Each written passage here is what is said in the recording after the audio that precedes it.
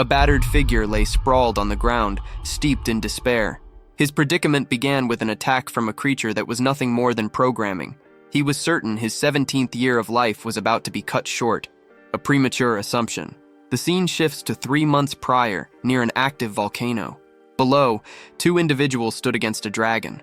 The beast charged, targeting the human equipped with a shield. The blonde-haired companion yelled a warning to Naoki, indicating a powerful strike was imminent. The monster swung to obliterate the man with the shield. The defense did not hold. The shield shattered, its wielder thrown violently against a wall as his health points dropped to 1. A system alert confirmed the activation of his super resistance skill, noting 46 uses were still available. Naoki, recovering on the floor, acknowledged the familiar surge of fear the ability always caused. Seizing the opportunity, the blonde warrior rushed in, acknowledging that Naoki had created the ideal opening. His sword sliced through the dragon, causing it to dissolve into a flurry of digital code. This victory advanced the blonde fighter to level 20, finally unlocking the conditions for a class change. The blonde warrior was Hiro Ri, level 20. Naoki expressed his discomfort with repeatedly being used as a human shield for his older brother. Even in a game, having his health reduced to a single point was a terrifying experience. He rose, announcing an end to their training for the day because he needed to leave for work. His brother's expression soured, but the necessity was clear. Naoki left, promising to assist with more leveling the following day and voicing his belief that his brother would become the top-ranked player. Hiro Ri returned the sentiment, stating that such an achievement would elevate them both to the #1 spot. The perspective abruptly changes to an individual in a hospital bed, a virtual reality headset covering his eyes. A television news report discussed a developing crisis. Experts were analyzing an incident within the popular game, Genesis Chronicles Online, affecting players globally from Tokyo to Paris and Rio de Janeiro. A full month had passed since the catastrophe began. The news station sought answers about the cause and potential solutions. An elderly analyst proposed the event was an act of terrorism orchestrated by the game's developers, with the players as hostages. Since the incident's start, logging out was impossible. Damage sustained in the game inflicted real pain, and if a player's health points reached 0, they died in their hospital bed. Death also resulted from any attempt to forcibly remove the virtual reality headset. Outside the hospital room, the protagonist stood with tightened fists, consumed by guilt. He blamed himself for the situation, as he had gifted the headset to his younger brother for his birthday. On the television, the expert admitted they had no solution and urged the public to avoid logging into the game at all costs. Back in his own home, the protagonist prepared to do the exact opposite. He understood that entering the game was a likely death sentence. Yet, he recalled all the time he had spent playing with Hiroki, who was now trapped inside. His brother's in-game avatar might have looked like an adult, but he was only a 12-year-old child. The thought of abandoning the boy to die alone was unbearable. He donned the VR headset, resolved to save him. In the present, screams cut through a forest. A heavy-set bunny girl and a dark-skinned human fled for their lives. The man stumbled over a rock, his body hitting the dirt hard. A corresponding twitch rattled his physical form in the hospital. Scrambling up, he cried out in terror, not wanting to die. As he glanced back, a massive wolf loomed over him, its tongue swiping past his head.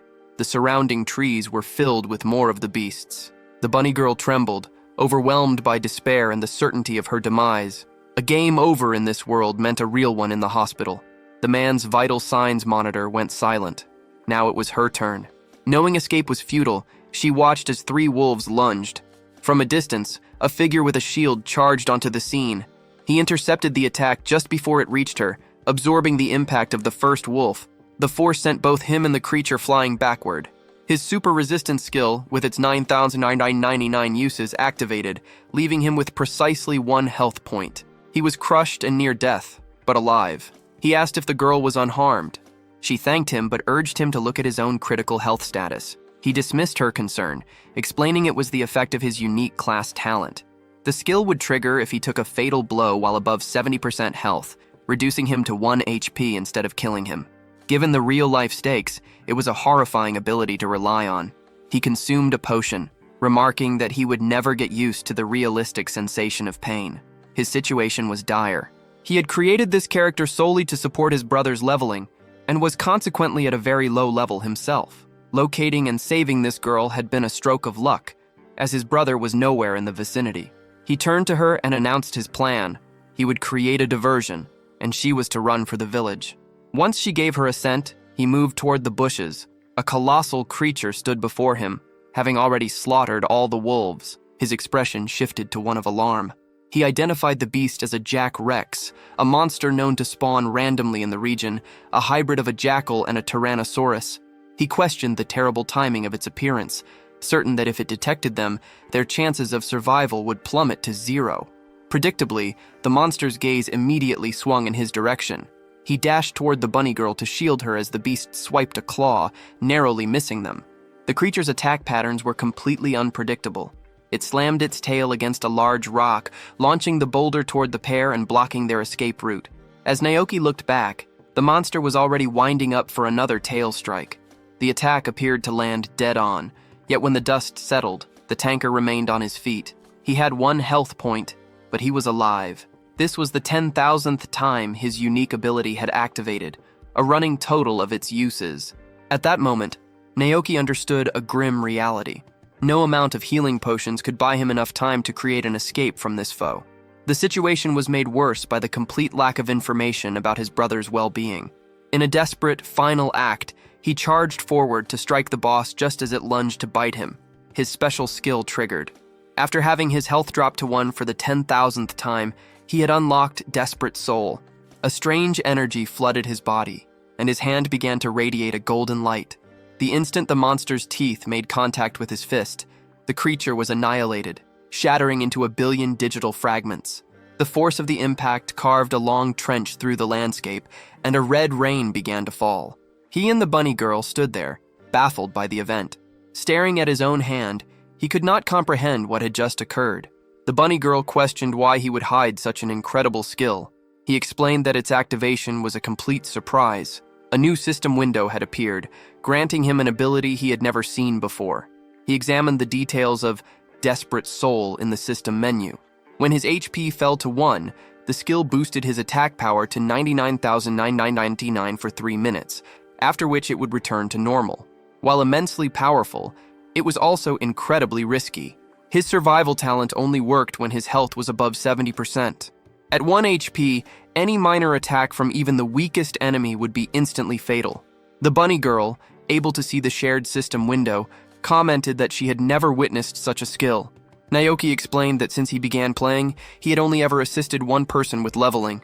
This singular focus as a dedicated shield is why, despite his low level, he had blocked so many attacks and triggered his 1 HP ability thousands of times. He felt a surge of hope, believing this new power could help him find Hiroki. Just then, the nearby bushes rustled, and 3 more wolves emerged. The bunny girl screamed in terror. Confident in his newfound power, Naoki prepared to fight. He was still at 1 HP, and his fist should have been glowing. He threw a punch, but nothing happened. The power was gone.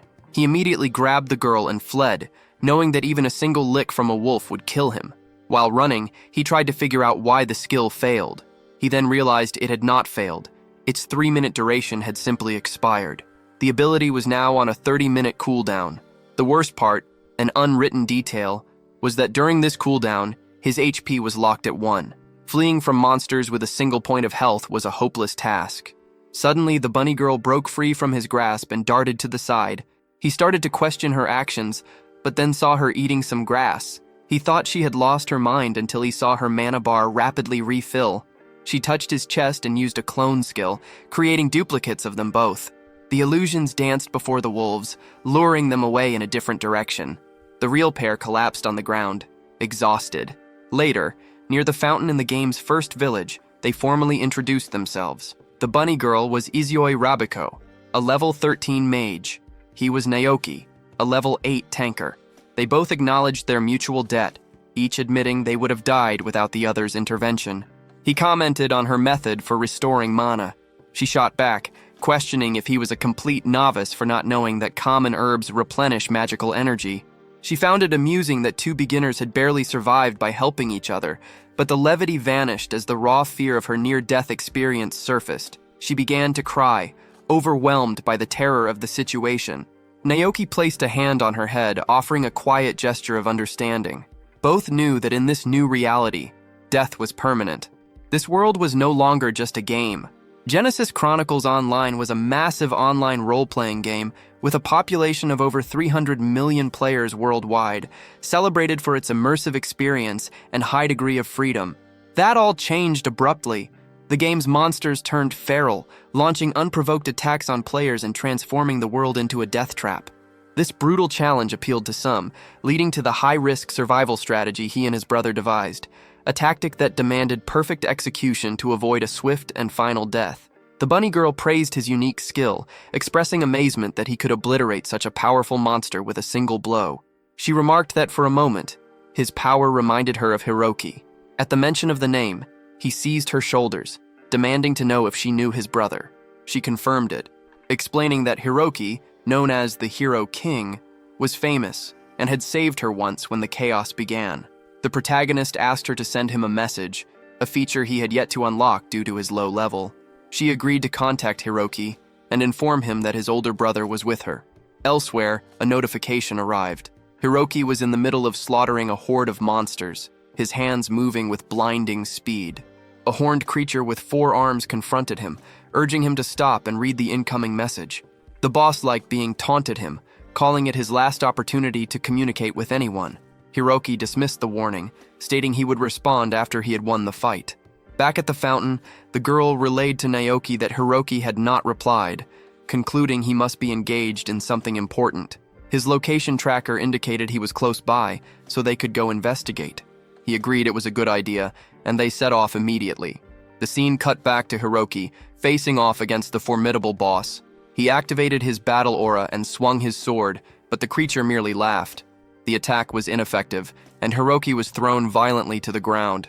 The boss, named Zell, a level 63 Demon King, landed before him with his dragon, commending the boy's heroic spirit. It was then revealed that Hiroki himself was an incredibly high level 65.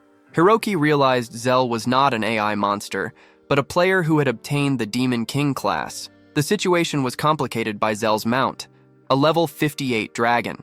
Observing an aura on Zell that matched the energy of the rampaging monsters in the area, Hiroki concluded this player was the source of the entire catastrophe. He resolved to put an end to the chaos. Zell found his determination amusing. He then noticed a group of other adventurers watching the confrontation from a distance. The Demon King laughed and leaped toward the onlookers. Hiroki screamed a warning, but it was too late. Zell grabbed 2 of them by the head and activated a forbidden skill called the Gate of Beasts. Within a second, the 2 players were twisted into monstrous forms. Furious, Hiroki charged, intent on stopping the player who was toying with others' lives. He faltered for a moment, realizing that killing these transformed players would result in their deaths in the real world.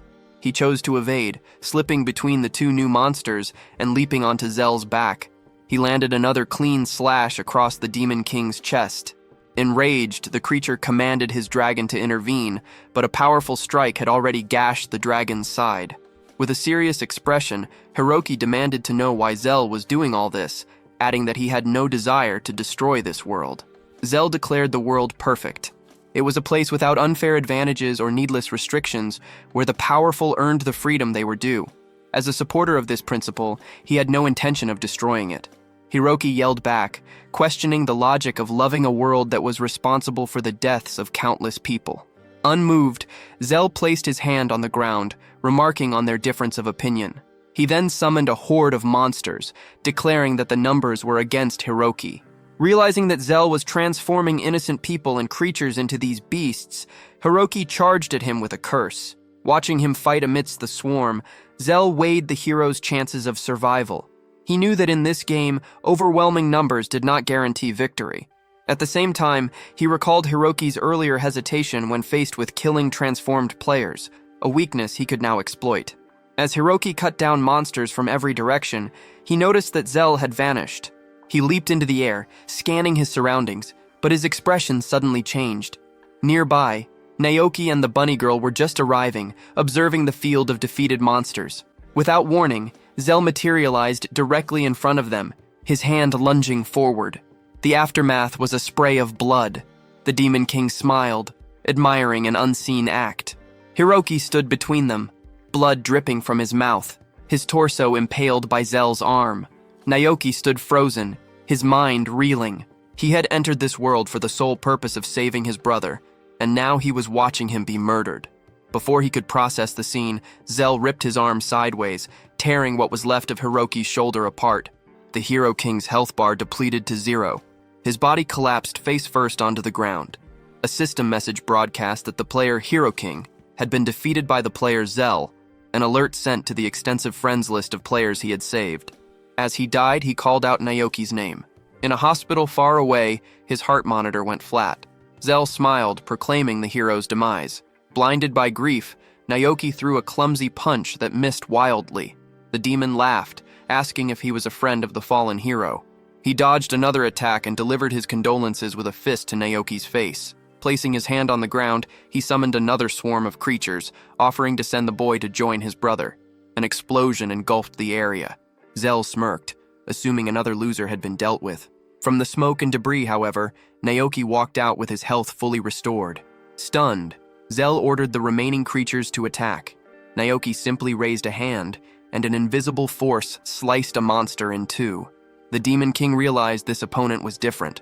He gritted his teeth, summoned even more monsters, and commanded them all to attack at once. Surrounded on all sides, Naoki remained untouched. A moment later, Zell found half of his own body had been vaporized by an attack he never even saw. A new trench was carved into the earth. Baffled by how a low-level player could possess such power, he teleported away. Naoki was left standing alone, questioning where his enemy had gone. He asked Rabiko if she could do anything, but she shook her head. She then pointed out that his desperate soul ability had already worn off. The 3-minute duration had seemingly vanished in an instant, likely consumed during the unseen annihilation of the monster horde. Izayoi stated that they stood no chance against an enemy like Zell without that power. Naoki slammed his fist onto the ground and screamed at the sky.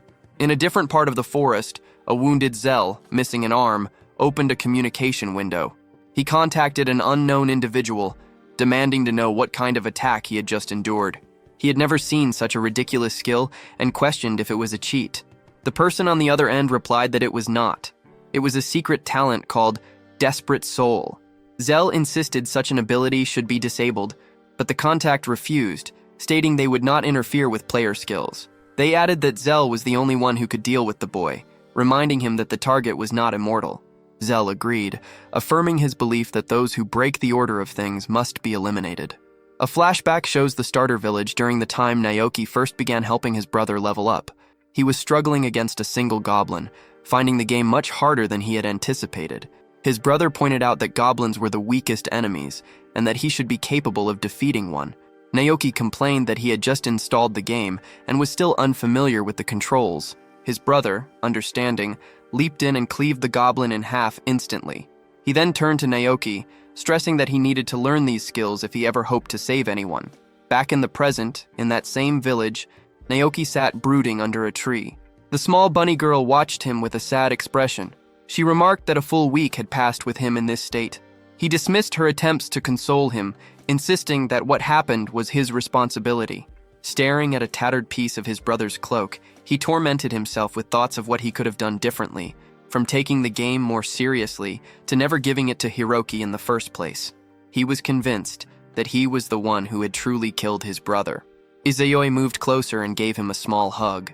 She told him not to blame himself, certain that Hiroki would not want that. She reminded him that his brother had loved the game more than anyone and had a natural heroic quality. She now understood that Hiroki's heroism was inspired by his older brother.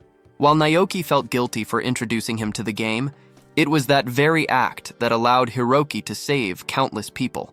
She insisted his brother would not want to see him consumed by grief. He needed to move forward, not by forgetting, but by carrying the memory with him. The words broke through his despair. Naoki wiped away his tears. He declared that his brother had loved this world, and for that reason, he would not allow it to be destroyed. Turning to the tree, he made a vow to the memory of his brother. He would protect everything Hiroki had cherished. He carved the hero's name into the bark, promising to help everyone in his place, and above all, to exact revenge on Zell. He would not let this be a simple death. From that moment, Naoki knew his first priority was to get stronger. Although he possessed the desperate soul skill, he needed to improve all his other stats. As a monkey charged at him, he focused on his goal to become as strong as, or even stronger than, Hiroki had been. He dodged an attack, recognizing the need to sharpen his combat instincts. The stronger he became, the more players he could protect. The monkey landed a solid blow, but from the smoke, Naoki emerged, activating a skill and leveling up to 13. As he trained, Izayoi would often run past, dragging a trail of low-level monkeys behind her. He quickly reached level 16. After each fight, he would immediately consume potions, driven to level up as quickly as possible to defeat Zell. He was keenly aware that Zell was also a player, and therefore also growing stronger at a much faster rate.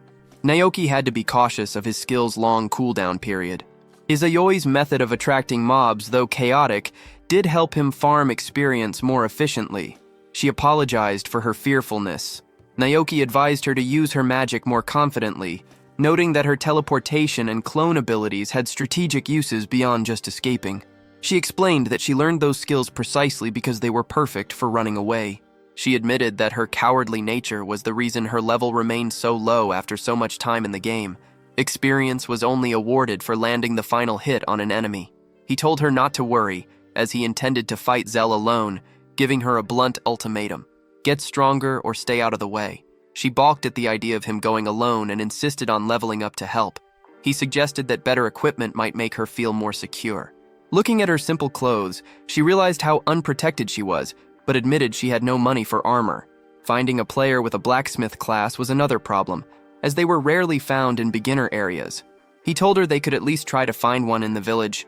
A dwarf with a mark on his forehead overheard them and claimed to know a very good blacksmith. When they pressed him for details, he revealed it was only a rumor he had heard. The dwarf mentioned a name, Eltz. The word sent Izayoi into a state of excitement, and she asked if he meant the legendary blacksmith. Naoki had no idea who she was talking about. She explained that Eltz was the in-game persona of Tsubasa Yamaha, a real-world actress so famous that even Naoki recognized the name. Tsubasa was not just a movie star, but also a dedicated gamer, with a channel boasting over 1.2 million subscribers, renowned within the game as an unparalleled blacksmith. Izayoi admitted that the actress was her personal favorite. The dwarf added a disappointing detail. Though rumored to be in the area, he had never seen her, and she had seemingly vanished for the last 2 months. The scene shifts to a cave, where Eltz is wiping sweat from her brow. In the game, she is the blacksmith, working to collect materials. The progress is agonizingly slow due to her working alone. She was weary of relying on other people. Grabbing her pickaxe, she cemented her resolve to never again ask for assistance, a decision forged from a past betrayal where supposed friends had tried to exploit her. That experience created a deep-seated hatred of working in groups. Meanwhile, Naoki and the bunny girl were trekking through a forest, discussing their urgent need for new equipment and their mission to find the missing blacksmith. Izayoi voiced the obvious problem: how could they possibly find someone who had been gone for 2 months? As she spoke, movement in the branches above caught their attention. A massive spider was poised to attack. Izayoi trembled in fear, but Naoki stood his ground, preparing to take the first hit and activate his 1 HP survival skill. She quickly warned him that this specific type of spider attacked 5 or 6 times in rapid succession. The first hit would drop him to 1 HP, and the immediate follow-up strikes would kill him. This new information sent them both running for their lives. Their frantic escape led them to the edge of a high cliff, trapping them. With no other options, Izayoi grabbed Naoki's hand and pulled him over the side. Just before they would have splattered on the ground below, she opened a short-range portal, tumbling them safely to the side. Exhausted and shaken, they looked up to see someone in front of them. They had landed directly at the feet of Eltz, who was in the middle of gathering materials. Izayoi instantly recognized her and called out her name, leaving the blacksmith no room for denial. The moment she was identified, Eltz panicked and fled, her pickaxe bouncing on her back. Naoki shouted after her, pleading for her help with crafting items. She stopped abruptly, opened her inventory, and created a massive wall of shields between them. From behind the impenetrable barrier, she told them to leave her alone. Izayoi recognized the move as a classic Eltz tactic, an exploit of a blacksmith skill that allowed the summoning of hundreds of inventory items at once. As Izayoi yelled apologies, trying to explain they meant no harm, they heard a skittering sound behind them. They turned to see the spider from before. It had simply climbed down the cliff face. Trapped between the monster and the shield wall, they were out of options. Seeing their hopeless situation, Eltz realized she had to act. She dispelled the barrier just as the spider lunged. A volley of portals opened above the creature, and she unleashed a rain of items. A clumsy but overwhelming cascade of equipment rained down, crushing the monster under its immense weight. From a distance, Eltz informed them that her debt was paid. She had saved their lives, and that was all she would do. She said her goodbyes and disappeared, wanting nothing more to do with them. Izayoi was despondent. They had not only failed to secure her help, but had likely made an enemy of her. Sometime later, Eltz entered her cabin near a waterfall. The floor was covered with her creations. She sat down, her mind drifting back to a memory of a live stream. She was telling her excited viewers about a rare material she was about to acquire, promising to craft an item for a lucky subscriber. That was the day she first tried to log out and found that she couldn't. A sinister-looking player had appeared behind her, calling her by her real name, Tsubasa Yamaha. He declared that with everyone trapped in the game forever, it was the perfect opportunity. Before Eltz could react to the threat, a group of other players intervened, restraining the hostile man and telling her not to worry. Sometime later, the grim reality of being trapped in the game had set in. Players gathered, discussing the widespread desperation. It became clear that people famous in the real world were becoming targets. The group that had saved her, seemingly out of goodwill, offered her their permanent protection. Eltz stood up, rejecting the role of someone who needed to be guarded. She lifted her hammer and declared her intention to help people protect themselves by crafting powerful equipment for everyone. Her resolve inspired the group. They ventured into the mountains together, hunting for minerals to aid her craft. They spent their time sharing stories around campfires and adventuring in the forest, quickly becoming a close-knit team. Before long, everyone in the group was fully outfitted with her gear. This period of hope did not last. During a hunting expedition, the entire party was ambushed and killed. In the final moments, the archer of the group sacrificed himself, urging her to run while he held off their attackers. She escaped, but was consumed by a crushing guilt. She blamed herself for the tragedy, believing she was not strong enough to fight alongside them and that her crafting skills had failed to produce gear good enough to save them. In her mind, everyone had died just so she could get away. This belief drove her into self-imposed exile, determined not to drag anyone else down with her. The scene shifts to Zell, who stood before a skeleton and announced he was heading to the northern region. He turned to his two subordinates, a small but menacing demon girl and a large, brutish demon man, and gave them their orders. Their mission was to find the blacksmith Eltz and bring her over to their cause. The two demons grinned with manic energy and pledged to obey the command. Back at her hidden cabin, Eltz resolved to gather more materials, hoping she would not encounter anyone this time. Her solitude was shattered by a sudden explosion that blasted her clear of her home. The two demons appeared before her, greeting the legendary blacksmith by name. She knew instantly that they were not players. The large demon asked if she understood why a monster like him had come for her. Before she could respond, he explained he carried a message from his master, Zell. From that day forward, she would serve him. The name was familiar to her. Zell was the player killer terrorizing the game world. The demon continued, describing Zell's ambition to transform the world into a better place, a goal that required superior equipment. She was to be the one to forge the weapons that would eliminate all who opposed them. Eltz did not look pleased. She opened her inventory and acknowledged the offer, but flatly refused to use her skills to create tools for slaughter. With that, she erected a massive wall of shields. The demon simply charged through it, shattering the barrier to pieces. When the dust settled, she was gone. She had tunneled through the earth, thinking to herself that she would never create weapons to help people kill one another, just as her party had been killed. Her escape was cut short when a hand punched through the ceiling of her tunnel, grabbing her and yanking her back to the surface. The large demon praised his partner, Enkidu, for the successful capture. He admitted Eltz's escape plan was impressive but futile. He noted how easily they had destroyed her hideout and reasoned that she was too clever to be left unrestrained. He declared he had an idea and plunged a dagger into her leg. He remarked that, as a blacksmith, she surely wouldn't miss her legs. As Enkidu held her down, the demon summoned a hammer, preparing to sever both of her limbs. Before he could strike, an arrow shot down from the mountaintop and slammed into his shoulder. The demon looked up in shock. It was Eltz's old party, led by the red mohawked archer she had seen die. He informed the demon that there was no escape and that he should surrender. Eltz stared, completely bewildered by their impossible appearance. The demon laughed, mocking the humans for thinking they could win with superior numbers. He began to gather energy in his hand, telling Eltz to watch carefully and see what happens to those who defy Lord Zell. A gigantic sword materialized in the sky, its size dwarfing the entire forest. Eltz clutched her head, forced to witness the impending doom of the group that had just arrived to save her. They were about to be vaporized. She screamed for him to stop, promising to obey his every command. He turned to her and stated it was too late. The human group stared up at the sky, paralyzed and with nowhere to run. She screamed again in despair as the building-sized blade fell upon them. The demon laughed, remarking that it was a spectacular ending, but then he noticed something was wrong. He, the demon, had survived the impact, left with a single health point. Directly beneath the colossal sword, Naoki had blocked the full force of the attack. At the same time, Izayoi had used her teleportation magic to warp the other players to safety. Eltz recognized the pair, and the demon seemed to know of Naoki as well, identifying him as the person Zell had mentioned. Hearing that, Naoki demanded to know if the demon was an ally of Zell. Without waiting for a response, he grabbed the tip of the massive sword, smashed it, and hurled the fragment back at its creator. The demon, since it was his own magic, simply flicked his finger and altered the projectile's trajectory. The large demon commented on Naoki's insane endurance for surviving such a blow, but assumed he was now exhausted. Naoki countered that both he and Zell severely underestimated his strength.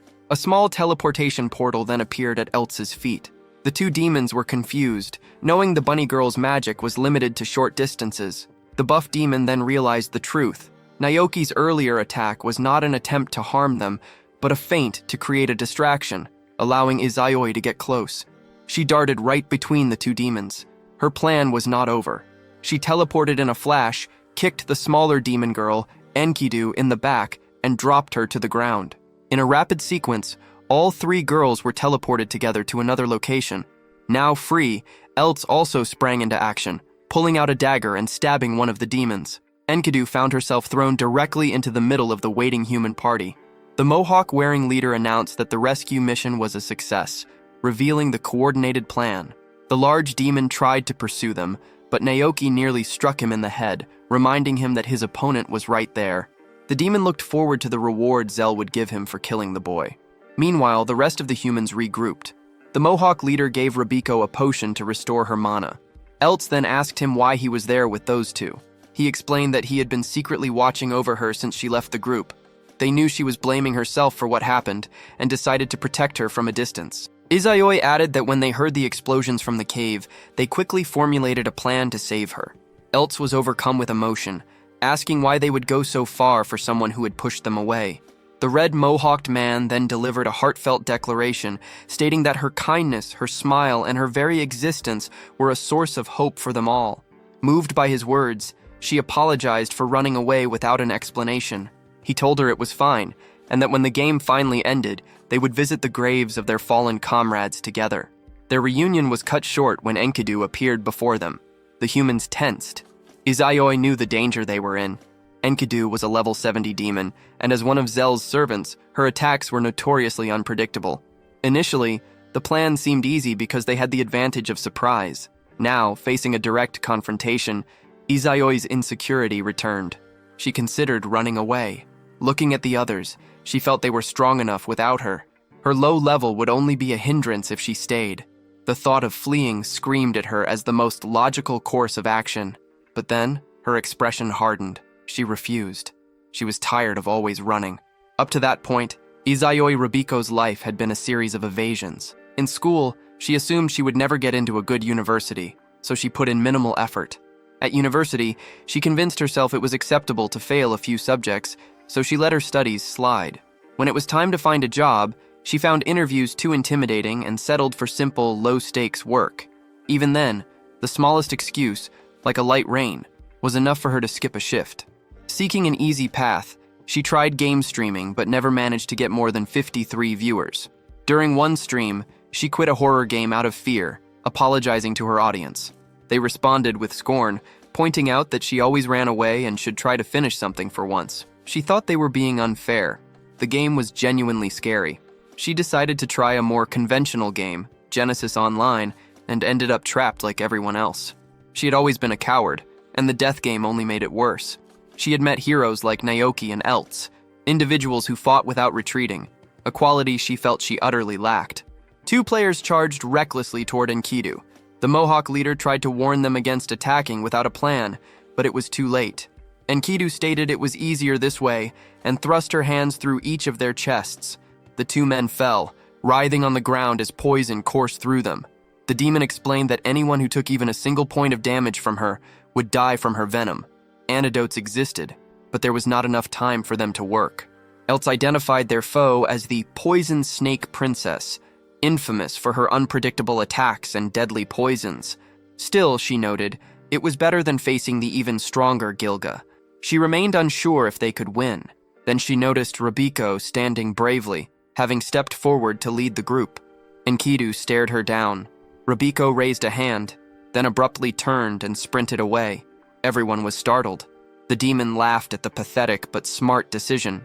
It was a feint. Believing people don't change so easily was a mistake. She faked her retreat, opened a portal, and vaulted over Enkidu, telling herself that this time, she would only run if everyone else was running with her. After tackling the demon to the ground, she turned and screamed for everyone to attack. The entire group unleashed a barrage of weapons and projectiles. The demon could not react in time and was engulfed in a massive explosion. There was a moment of concern for Rabiko's safety. Something then came flying out of the smoke. It was Rabiko, crashing to the ground with only 49 HP left. Enkidu emerged from the blast, undergoing a transformation.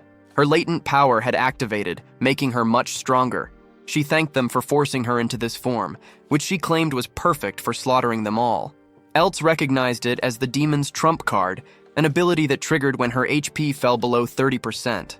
A timer with the number 300 appeared over Rabiko's body and began to count down. Enkidu explained that while in this form, anyone she attacked would die within 5 minutes. Eltz began to panic, thinking everyone would die because of her. But Rabiko stood firm, declaring that this time they would all survive together. She once again began to walk alone toward the boss. Watching her, Eltz closed her eyes, then called out for Rabiko to wait. Since the day her old party died, she had sworn her equipment would not be used for killing anymore. But things were different now. A system window appeared before Rabiko, asking if she wanted to receive the messenger's mantle. An elaborate sequence of flashing lights and spinning followed as the powerful armor equipped itself. Eltz stated that her items were meant to protect her companions. Rabiko was ecstatic, jumping around in amazement at the item she had received. The demon mocked them, saying it was good she had changed clothes for her own funeral, as she only had 248 seconds of life left. Rabiko tried to think of a plan while Eltz attempted to explain the armor's abilities, but Enkidu would not let them strategize. She charged straight at them. Eltz immediately activated a shield skill, trapping herself and the rest of the adventurers inside a protective barrier, leaving the newly armored Rabiko outside to face the demon alone. Enkidu tried to break through the shield barrier but could not. She began preparing a spell, creating a poison bomb in her hand. The shield started to melt under the assault, allowing the toxic gas to leak inside. The demon declared that everyone within would slowly be infected. Inside the dome, however, a series of shields formed a staircase, which Rabiko used to climb to a higher position. Enkidu asked if their little plan was ready. Rabiko ignored her, knocked an arrow, and fired. The demon caught the projectile with ease, mocking the pathetic trick. She was certain the girl possessed only magical abilities and no real offensive power. She leaped forward, announcing her disappointment in the lack of a real challenge. In the middle of her charge, Rabiko activated the ability of the Tsukuyomi mantle. She began to float, a luminous moon shining behind her. Before Enkidu could question this new form, the girl used a teleport skill. This was no ordinary teleport. She summoned countless portals across the battlefield, a feat made possible by the armor, which granted her infinite mana for 3 minutes. She bounced between the portals in a non-stop, chaotic sequence, her movements too fast for Enkidu to track. Enkidu calmed herself, reasoning that even if the girl was unpredictable, her attacks were too weak to matter. This was exactly what Rabiko anticipated. The erratic jumping was a distraction. She used the portals to reposition the entire party of adventurers, surrounding Enkidu from all sides. The demon realized she was trapped and had no escape. She cried out for Zell. A massive explosion erupted at the center of the battlefield. Shortly after, the remaining time on Rabiko's poison countdown vanished. The poison snake princess Enkidu had been defeated. The human players celebrated their victory, shouting and jumping. Elts came over to thank Rabiko, stating that none of them would have survived without her. Rabiko smiled, happy to hear the praise, but her focus immediately shifted. It was time to deal with Gilga. Naoki was still in the middle of his fight. Rabiko announced that since her armor's power was still active for a few more minutes, she was going to help him. In another part of the forest, Naoki's own ability was still active. He was certain that if he could land one clean hit, he would win. But his opponent, Gilga, floated in the air, surrounded by a swarm of deadly weapons, telling Naoki to come at him.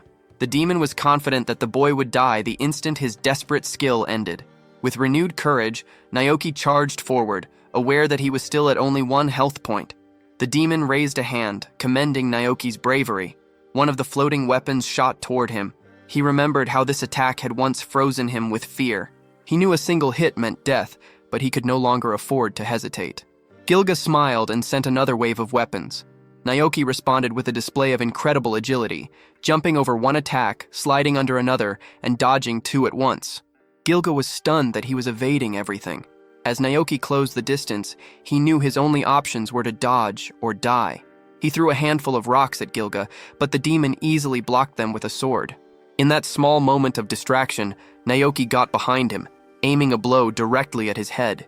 Gilga grinned and summoned more weapons, trapping Naoki in an attack he could not possibly dodge. He realized he could not win this fight alone. Just then, Rabiko appeared, teleporting wildly. She dropped down next to Naoki and gave him a thumbs up.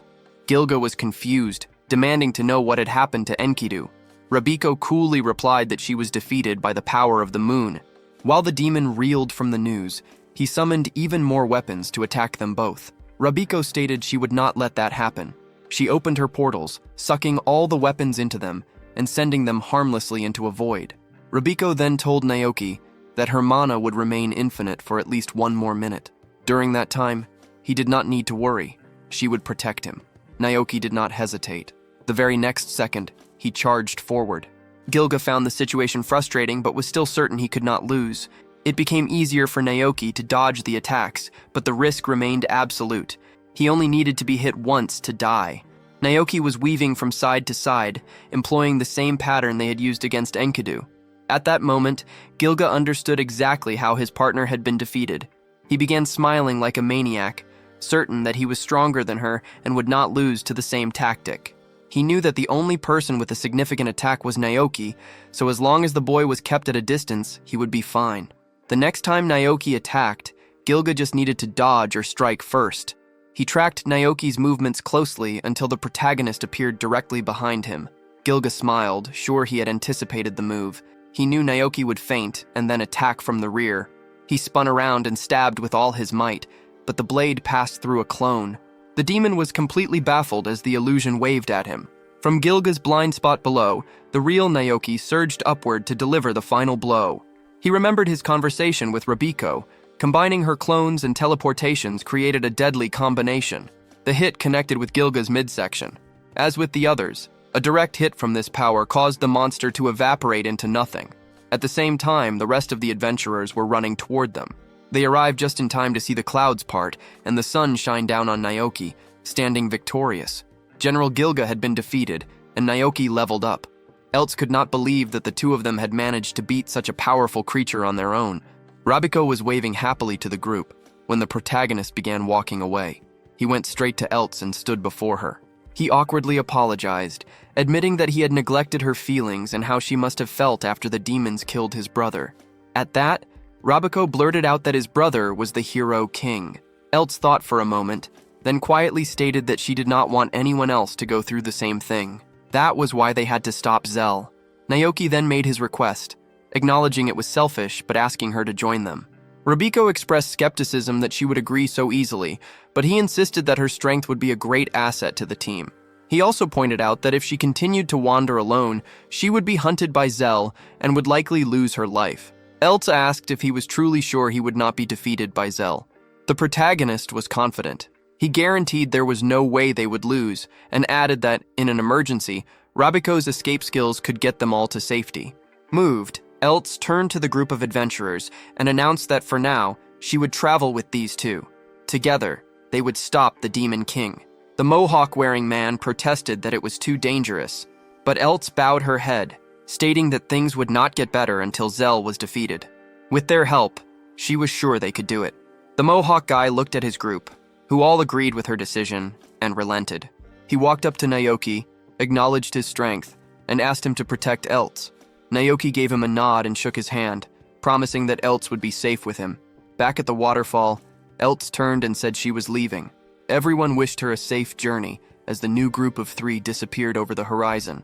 The mohawk guy asked the people on the ridge to watch over them. Something was indeed watching from above, but it was a demon spy. The information was relayed to Zell, who was disappointed. In the end, neither Enkidu nor Gilga had been of any use. He lamented that he could not count on anyone, and would have to solve everything himself. He glanced to the side and asked for agreement from 2 humans, and a figure dressed in red who stood atop the mountain. Back with Naoki's group, Rabiko threw something on the ground that created a wall of smoke. It was not a new ability, but an item Eltz had made that perfectly fit her style. If she combined it with her clones and teleportations, she could perform incredible feats of misdirection. The bunny girls celebrated, knowing how useful it would be. They had also given her a flashbang. One toss on the ground lit up the entire forest. She was emotional, rubbing the new items on her face, unable to express her gratitude. Eltz told her there was no need for such thanks, and Naoki reminded them it was time to move forward. They needed to remember that Zell was a player too, and he was still evolving. They needed a drastic method to strengthen themselves if they hoped to defeat him. Eltz understood the problem.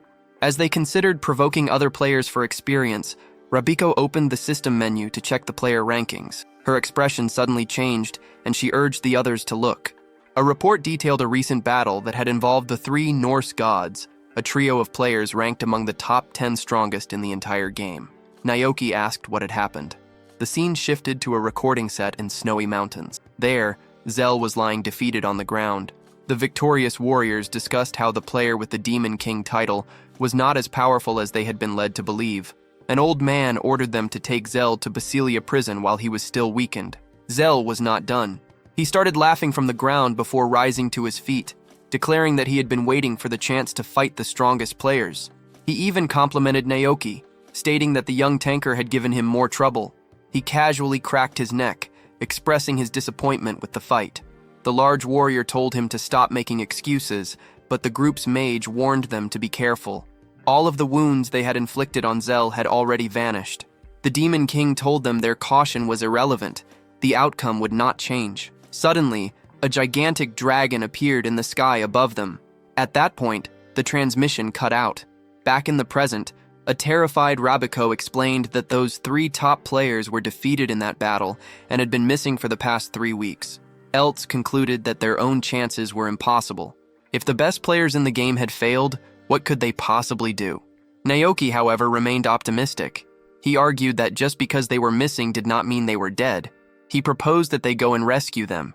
Eltz called the plan insane, but conceded that if they moved carefully, they might at least be able to find out what truly happened. He agreed, and their rescue mission began. They journeyed into the snowy mountains. Rabiko was freezing, her outfit offering almost no protection from the cold. Eltz handed out warm drinks to the 2 of them, saying it should help a little. She also commented on the strange lack of monsters in the area. Naoki saw this as a good thing, as it would allow them to move faster. It was then that they spotted a strange figure standing in the distance. They recognized him immediately. It was one of the top 3 players who had supposedly died, the one known as the cold-hearted Loki. Rabiko started to wave a greeting, but Eltz stopped her, sensing something was wrong. The man called out their names. He began preparing a spell in his hand and commanded them to kneel. Naoki barely managed to dive out of the way, pulling the 2 girls with him. The man warned them that they would all die in that place. The force of Loki's blast scoured the terrain, ripping away the snow and topsoil. A raw, dark gash was now torn across the white expanse. The protagonist stood before the man, who offered a cold statement. He expressed no personal grudge, but made it clear their deaths were certain. Energy began to coalesce once more in Loki's hand. Pinned against one of the game's top 10 players, the trio had no path of retreat. Eltz watched, her mind struggling to process the unprovoked hostility. She could not fathom why Loki was attacking them, or if he even recognized who they were. In a desperate attempt to de-escalate, Rabako stepped forward to speak, but another conjured attack from Loki cut her off. She sensed the immediate danger as the blast snaked toward her with incredible speed. With her teleportation magic, she warped herself and the others to a safer distance, escaping the strike just in time. Loki sighed, as if annoyed he had overlooked her ability. Gritting his teeth in fury, the protagonist shouted at Loki, demanding he at least listen to them. He yelled that their purpose there was to rescue him. Loki dismissed the words as a pity. He launched himself dozens of meters into the air, getting a clear view of the group. He announced that he had already sworn his allegiance to Lord Zell and was now under direct orders to eliminate them. The news struck Naoki with disbelief. 2 weeks earlier, an event had unfolded without his knowledge. The Nordic trio had battled relentlessly against a horde of beasts summoned by Zell. As their stamina dwindled, Zell floated above them. The old mage could not believe Zell was a player and not a true monster. His companions were at their limit. At that moment, Loki's eyes met Zell's. Positioned behind his two allies, he was in the perfect spot. He extended both hands and unleashed 2 lightning spells, striking his unsuspecting teammates from behind and giving them no chance to defend. Stunned, the mage instantly understood Loki's betrayal. The other companion was baffled, as attacks against allies were not supposed to function. They then watched as Loki left their party and approached Zell, offering his former comrades as pawns for the Dark Lord's use. Faced with this sudden treachery, Zell questioned Loki's plan. Loki knelt. Explaining his motive was simple. He loved only victory and judged that he could not win alongside his old team. A bitter smile crossed Zell's face. He extended a hand overflowing with dark energy and cast a spell on Loki's former companions, slowly consuming them before the traitor's eyes. In an instant, the pair had been twisted into monstrous puppets, just like Gilga. Their appearance became that of humanoid abominations. Their eyes turned yellow as a third eye emerged on each of their foreheads. Their skin took on a decaying color, with horns and spikes breaking through their flesh. Having gained 2 new powerful servants, Zell thanked Loki, but had one more task for his new ally. Kneeling, Loki was ready to accept any command. The Dark Lord sent him a file. Zell explained its contents, a list of rebellious players. He ordered Loki to eliminate every person on that list, questioning if he could handle the mission. With a smile, he handed the task to Loki with a hint of suspicion. Closing the file, Loki stood up. His face was a blank mask, revealing he did not care about what had to be done. To him, attacking strangers like Naoki was a trivial matter. Wind and lightning energy flowed through his fingers as he prepared a new attack. Extending his hand, multiple spark bullets were launched toward the charging Naoki. Being attacked from a distance was already enraging the protagonist. Against these low-damage attacks, his skill would not activate, and his life would only be drained away. Loki stopped his assault after a while to speak. He pointed out Naoki's predicament, revealing he had studied his profile. He explained that to activate super endurance, Naoki needed to take a single lethal blow while his health was at 70% or more. And if that skill did not trigger, he could not use his trump card, Desperate Soul. Naoki's entire strategy was laid bare before him. Loki was purposefully using weak, chipping attacks to deny him the chance to unleash his full power.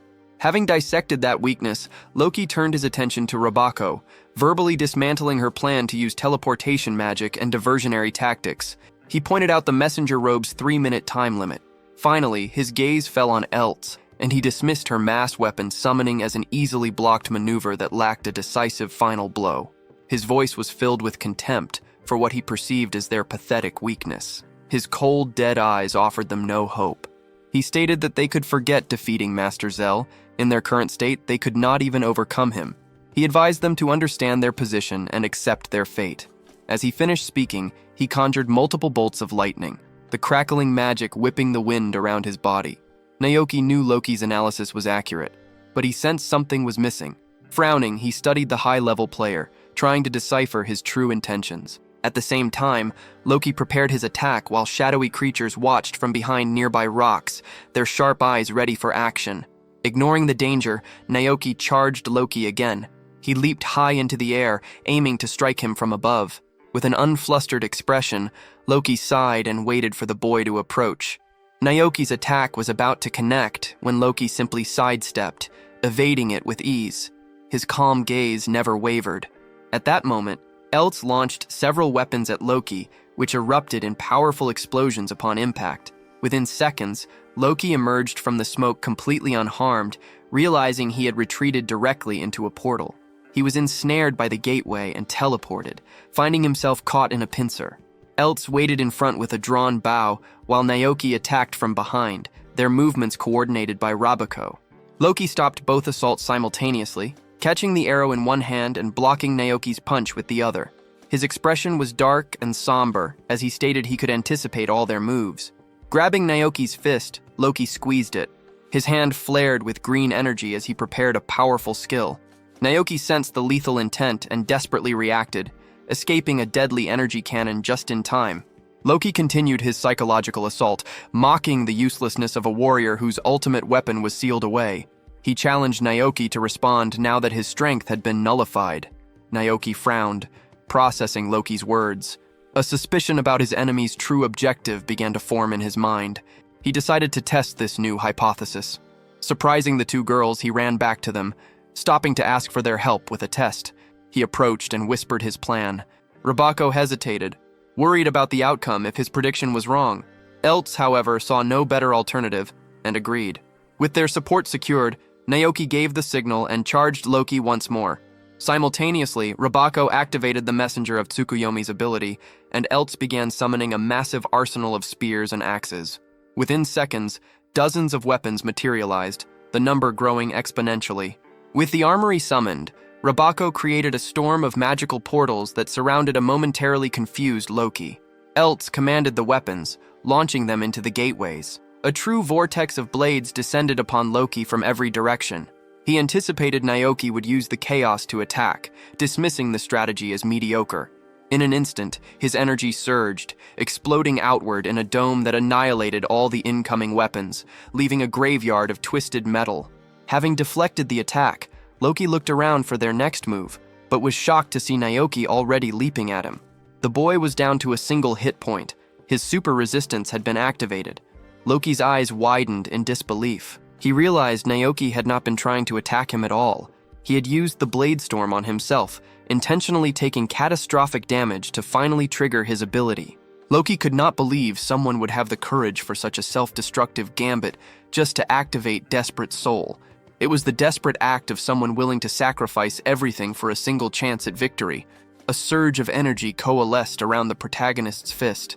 In the same instant, Rabako's magic tore open two portals, one at Naoki's position, the other directly in front of Loki. Before the traitor could process the tactic, Naoki burst from the second gateway, his fist a burning projectile. Loki's eyes widened at the incandescent blur screaming toward him. Naoki channeled all his might into the blow aimed at his opponent's face. At the last possible fraction of a second, Loki reacted, stepping back just as the fist missed by a hair's breadth. The attack, failing to find its target, slammed into the snowy ground, unleashing a violent explosion of energy that carved a long, deep trench into the earth. Loki stared silently at the chasm beside him. In that moment, the brilliant aura around Naoki flickered out. His desperate soul ability had expired. With his power gone, the protagonist faced Loki. His expression changed. He stated that Loki's attacks had felt less like attempts to kill and more like a form of guidance, a test. Loki closed his eyes at the comment and gave a signal.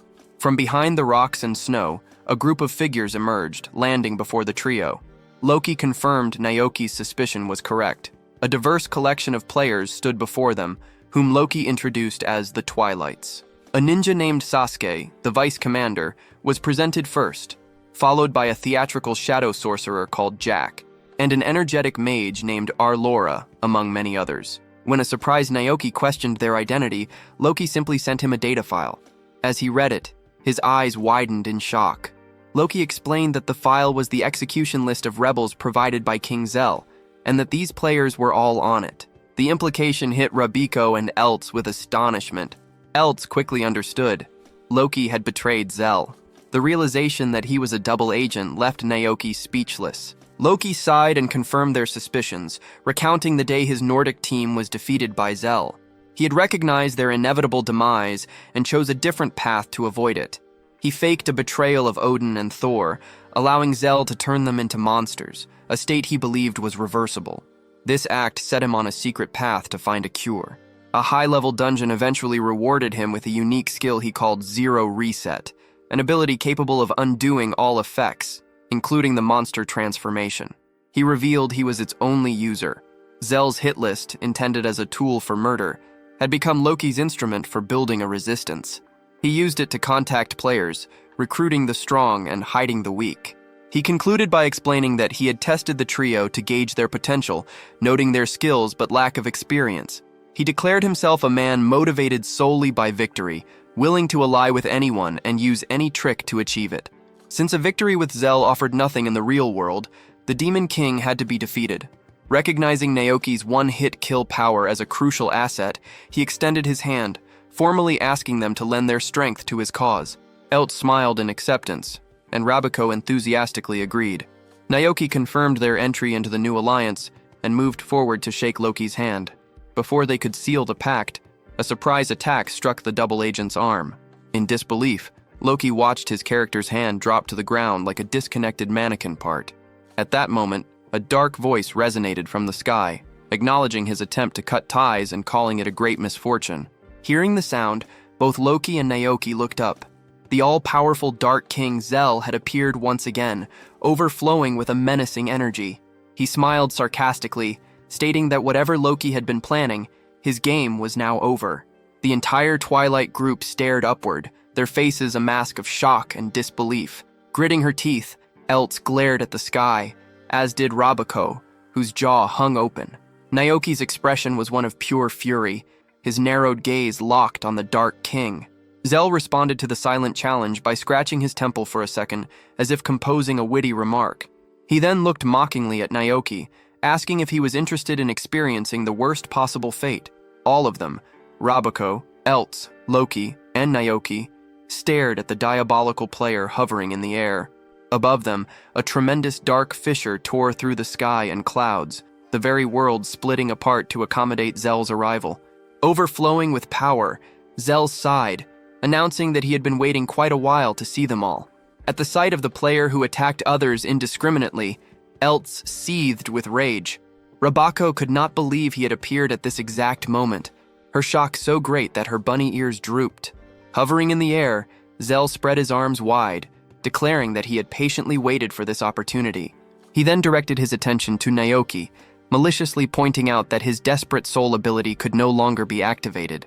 With a venomous look, he revealed his true intentions. The clever blacksmith immediately understood his plan. Zell had purposefully taken advantage of the cooldown on Naoki's ability, preventing him from using his most powerful skill. Realizing he had fallen into the trap set by such a malevolent being, the protagonist gritted his teeth in irritation. Eltz glanced at Loki with a flicker of suspicion. It was difficult not to think he might have orchestrated this. She quickly dismissed that possibility, however, since Zell had just attacked him. With false melancholy, Zell began to complain about Loki's betrayal, lamenting that he thought he had finally found a true friend. He then gestured to the severed limb, pointing out that by making him lose his hand, all of Loki's efforts to reverse the monsterization were now worthless. The trio was surprised. Not understanding what he meant, Eltz demanded clarification. Loki gritted his teeth, irritated that the Dark Lord had discovered his entire plan. With nowhere left to hide, he revealed the truth. Zero Reset was a magic that removed abnormal effects by touching a person with the user's hand. The ability could only be used with one arm, and it was housed precisely in the hand that had just been taken from him. Still, Loki was confident they could reverse the situation. He believed a high-level healing magic would make it possible to reattach his hand. To buy the necessary time, Loki asked Naoki to create a diversion. Zell smiled upon hearing the plan. It was obvious he would not allow them to act freely. In an instant, his four hands began to move, weaving together in sinister gestures. Confused, the protagonist looked up, trying to decipher what Zell was preparing. A zone of darkness then appeared at their feet, a spiral of shadow energy that consumed the snow around them. Looking down, they were surprised as the darkness glowed, and in the next moment, transformed into a gateway. The door opened beneath them, casting the entire group into an abyss with no way to hold on as they fell indiscriminately. As they plummeted, Zell smiled maliciously from above, welcoming them to the underworld castle he had prepared. While falling from a dizzying height, Naoki looked down. He could see that there really was a castle below, just as Zell had said, guarded by a magic circle with lava pouring from its entrance into a bottomless chasm. From the sky, Zell watched all the players fall toward the structure. As they neared the ground, a flash of light exploded, enveloping each of them. The protagonist landed on a floor of red tiles. He was not hurt by the fall, but was surprised as he looked around. Rabako, who had also fallen inside the castle, was desperately searching for the others. Like her, Eltz was looking for their companions, but found no one. They had all been separated.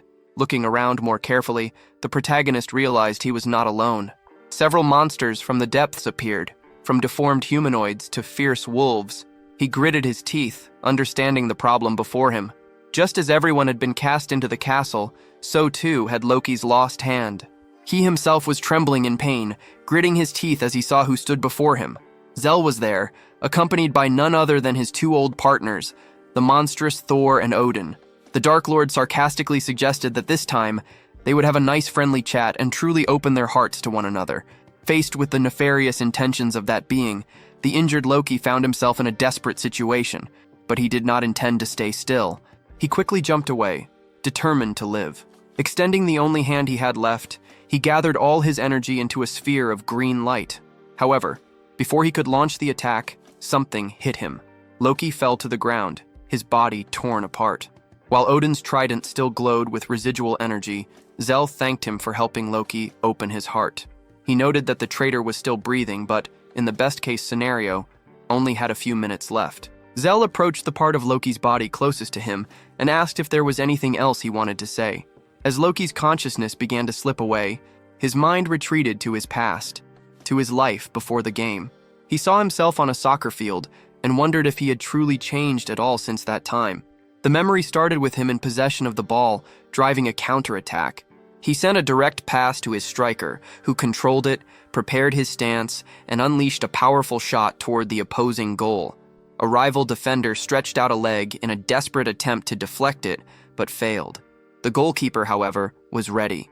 With a great horizontal leap, he extended his arm and palmed the ball away just as it was about to enter the upper corner of the net. The saved ball dropped to one of his team's defenders. The player calmly brought the ball under control with his chest, preparing to launch a new play. Immediately, Loki shouted for his team to retreat and apply pressure between the attacking lines.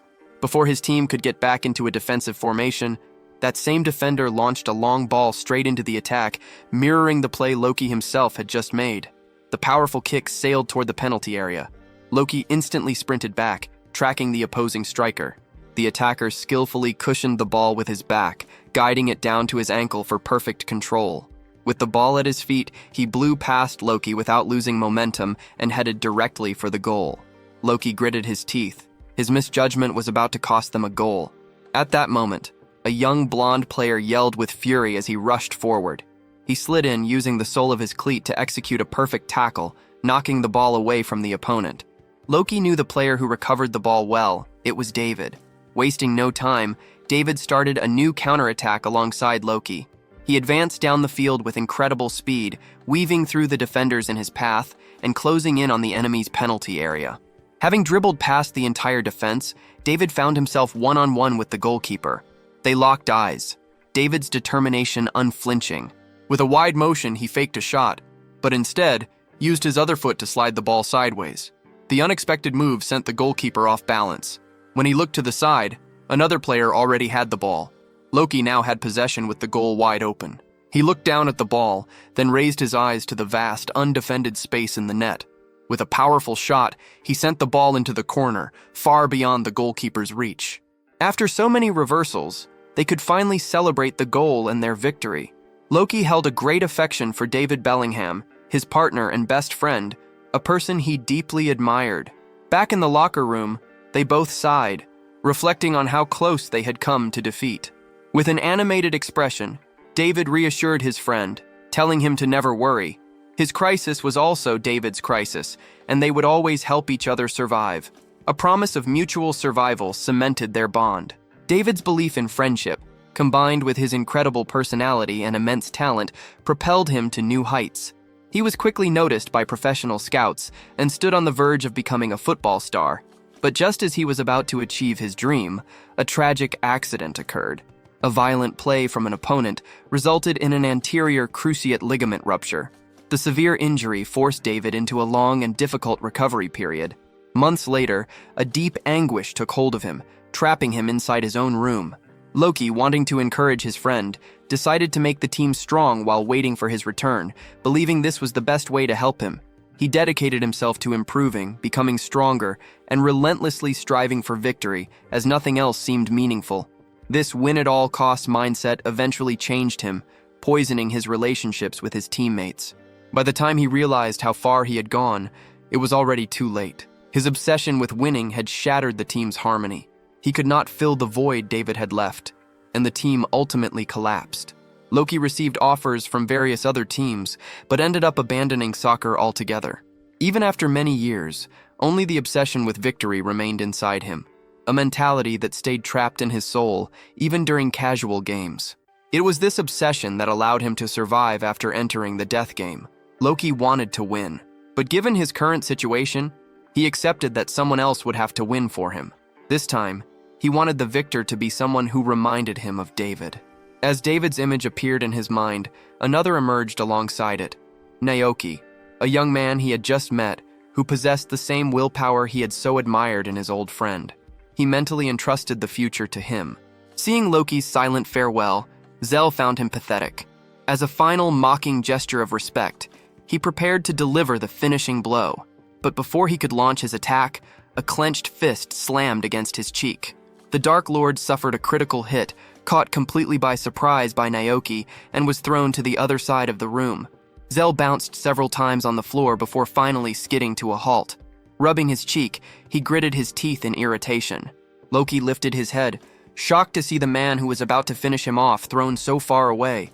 At that moment, several magical teleportation portals opened throughout the hall. The entire Twilight team passed through them, joining Naoki for the battle to come. In an instant, the room was filled. On one side stood Zell and Loki's two monstrous friends.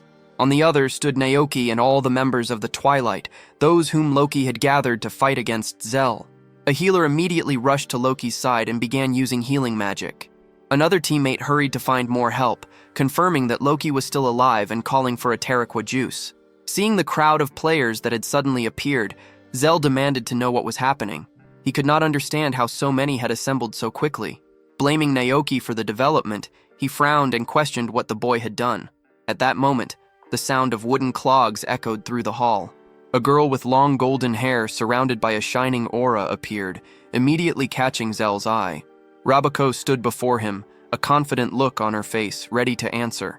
Looking directly into the chaotic player's eyes, Rabako's demeanor suddenly shifted to an extremely lively personality. She began hopping and shouting, taking all the credit for solving everything and telling everyone to celebrate. The protagonist sighed, watching her abandon her cool facade the moment she opened her mouth. The bunny mage, however, was too excited to contain her celebration. She marveled at her own awakening in the middle of a crisis, wondering if she should be the protagonist of the story. The protagonist sighed again, leaving her to her daydreams. Hearing the girl speak of her awakening, Zell frowned. Wrapped in an intense aura, the girl assumed a tone of superiority before the Dark Lord, calling her new ability the power of a protagonist. Rabako then remembered how she had been isolated and trapped, targeted by countless monsters. With a determined look, she had made her move. She immediately fled, leaving the monsters behind and crying miserably for not being able to do anything alone. As always, she kept running until a notification window appeared before her eyes. Glancing at it, she was extremely surprised.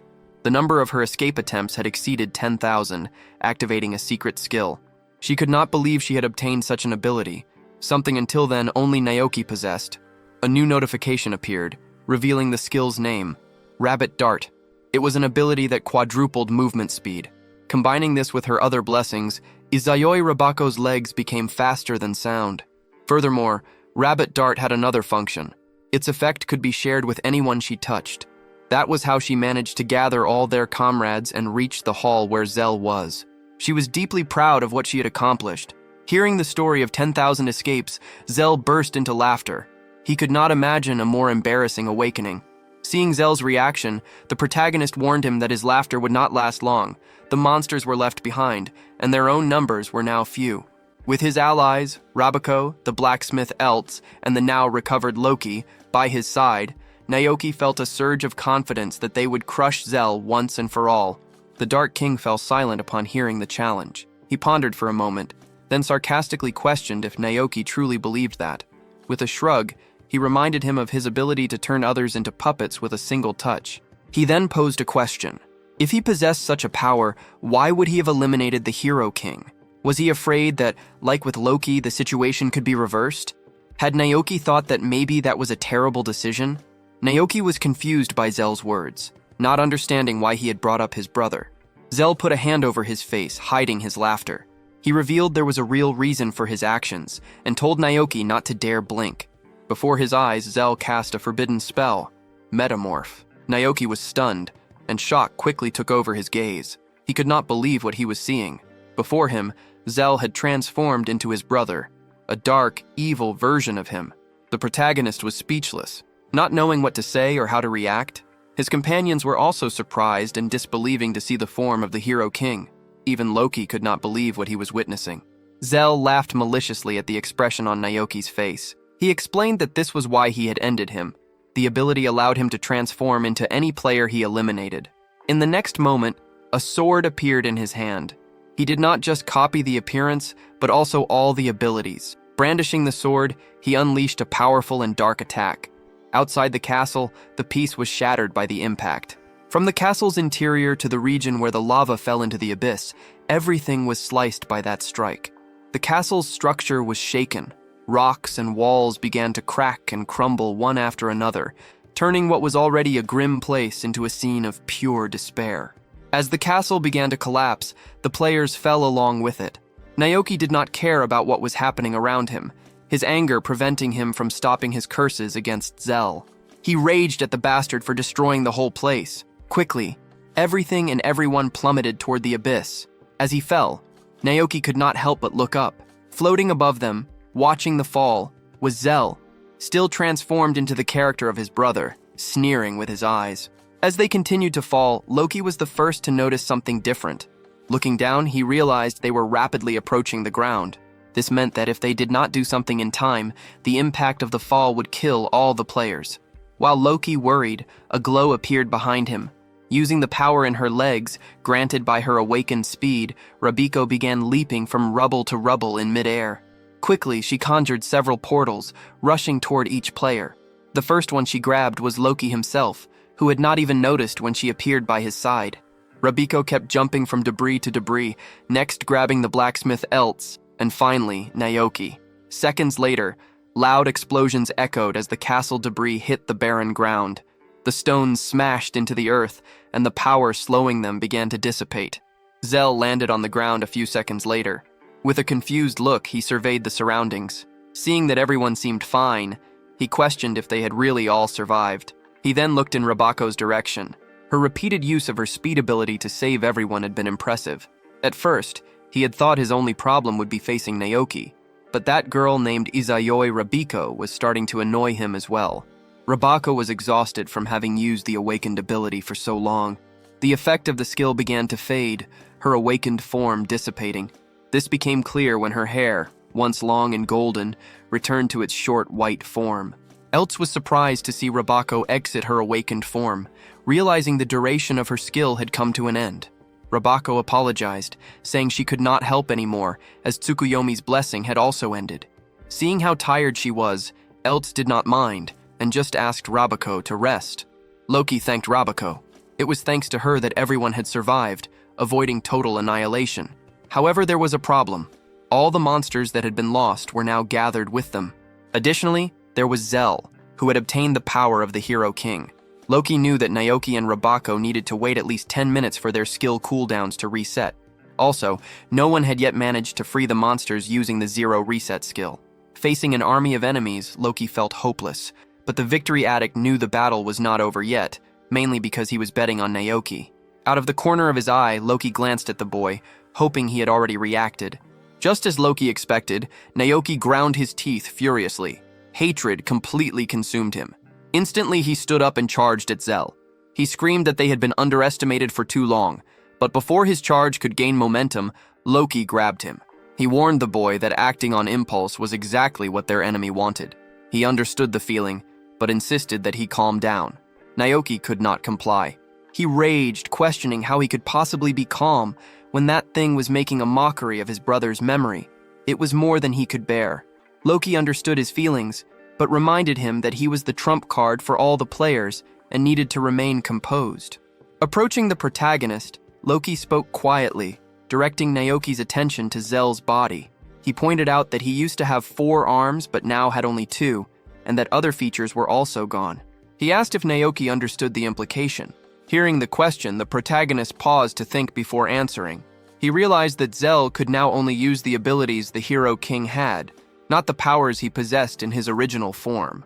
Loki confirmed this possibility. If they were right, they actually had a real chance to win. They no longer needed to worry about their allies being turned into monsters, and could now use Zero Restoration to weaken Zell's forces. But Naoki was not sure how they could fight someone who had completely destroyed a castle. Then someone stepped between them and placed a hand on Naoki's shoulder. With a sharp look, Eltz volunteered. She would do it. As long as she could hold Zell off, everyone else could focus on their tasks. Naoki wanted to refuse, believing it was far too dangerous. She reminded him that his own situation was also dangerous, and that after Loki, she was the highest level player there. With a scrutinizing look, Loki asked if Eltz actually stood a chance. She did not have a definite answer. Her chances were not 0, but she did not want to think about that now. She wanted to make a plan. Loki was to focus on freeing Odin and Thor. Naoki and Rabako were to stay alive until their strength returned. With a worried look, Rabako responded, telling Eltz to stay alive too. Eltz smiled confidently at her friend, assuring her she would. Without hesitation, Eltz ran towards Zell. She had gained 2 new friends, and everyone else had risked their lives to protect her. Now, she wanted to do the same. Circling around Zell, Eltz introduced herself. With a bored look, Zell swung the sword in his hand. With a single motion that seemed simple, a powerful ranged attack was launched at her location. The sudden strike worried Rabako, Naoki, and Loki, who tried to see what was happening through the cloud of smoke.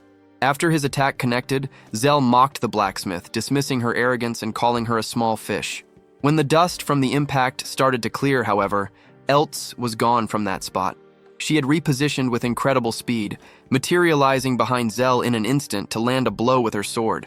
The strike landed precisely on the transformed player's shoulder, a hit so effective it nearly disabled him. Zell frowned, glancing over his shoulder to see Eltz holding a long katana, now fully clad in her combat equipment. Prepared for the fight, she stared down the villain from a distance. The life that her companions had protected would now be used to protect them in return. She met Zell's blade with her own. The villain laughed, amused by her seriousness. The impact of their swords unleashed a powerful shockwave, like a star exploding. Naoki watched in surprise. Eltz was matching Zell blow for blow. Beside him, Rabako, mouth open, commented on how cool she looked. After the initial exchange, they leaped apart. With a smile, Zell hid his surprise. He had assumed Gilga and the others were just average players. He inspected the blacksmith from a distance, guessing some special property of her gear was at play. She wore the Dress of Ruin, an armor set that adjusted her defense and speed to match the values of the closest foe. In other words, Eltz now possessed the same defensive and speed stats as Zell in his Hero King form. This allowed her to advance on him without fear. As the blacksmith charged, Zell scoffed and swung his sword. Eltz dodged the attack, vaulting over him. She pulled a large shield from her inventory, and holding it before her, plummeted towards Zell like a meteor burning through the sky.